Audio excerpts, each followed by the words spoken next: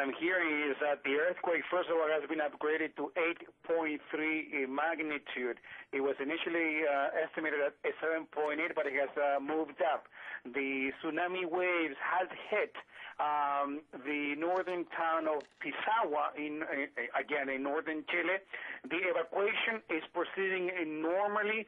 Northern Chile has been expecting a major earthquake for the past while. There were a number of exercises in the near past, so people have know where they have to go to the safety zones.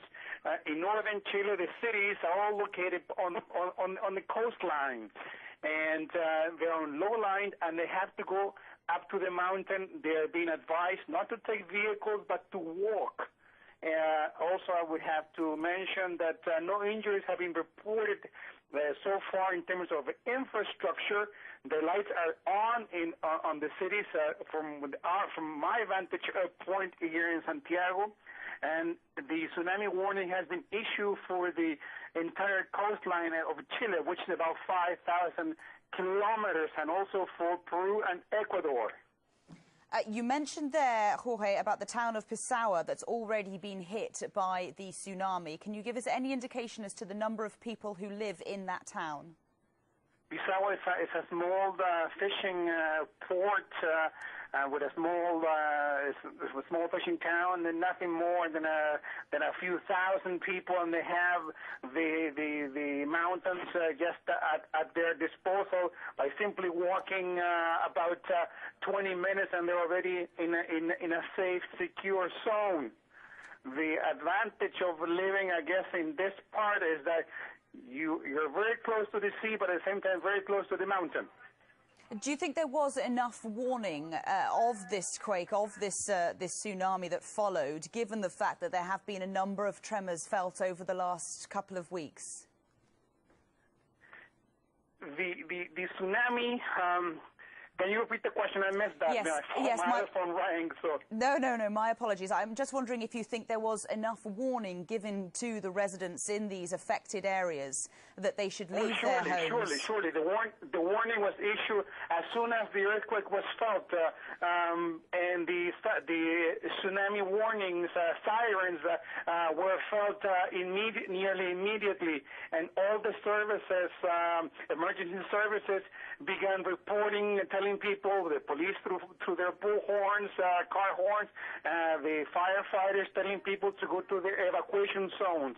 So, and there's reports already through television, I guess on the internet, of sirens wailing in the northern cities of Iquique, Arica, and Antofagasta, which are the major urban centers north of Chile.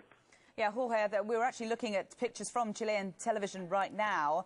These appear to show buildings shaking in those tremors. Have you heard much reports of any buildings collapsing, perhaps? We heard earlier that there had been some landslides. Some landslides are possible. I cannot verify that, but I would not discount it. Now, in terms of building collapsing, Chile has extremely severe earthquake, seismic resistant construction. In terms of physical destruction, it would be minimal. Buildings have been designed to withstand major earthquakes, even greater than 8.0. Because of the history of Chile, engineering in this case for construction is very solid, and redundancy is built into buildings. So the height of the building will not, or the structures will not be damaged. The same thing for housing. Any reports on national television as to any injuries? No reports so far from what I'm seeing. You mentioned there about Chile's history with earthquakes and the fact that the infrastructure has been adjusted to cope with these shocks and these tremors. It was back in 2010, just off central Chile, that a tsunami hit and more than 500 people were killed. And also the strongest earthquake ever recorded has also happened in Chile. So the people living in these areas, no stranger to these earthquakes, to these warnings, and hopefully as best prepared as they could be. We should be as best prepared as we could be. Although the 2010 earthquake, the tsunami alert was never issued. and that was the cause of the 500 deaths or so.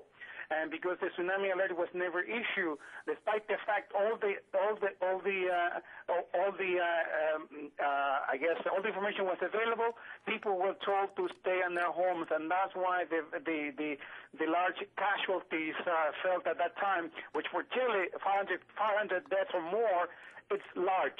It's a significant number when compared with deaths with similar earthquakes in other parts of the world.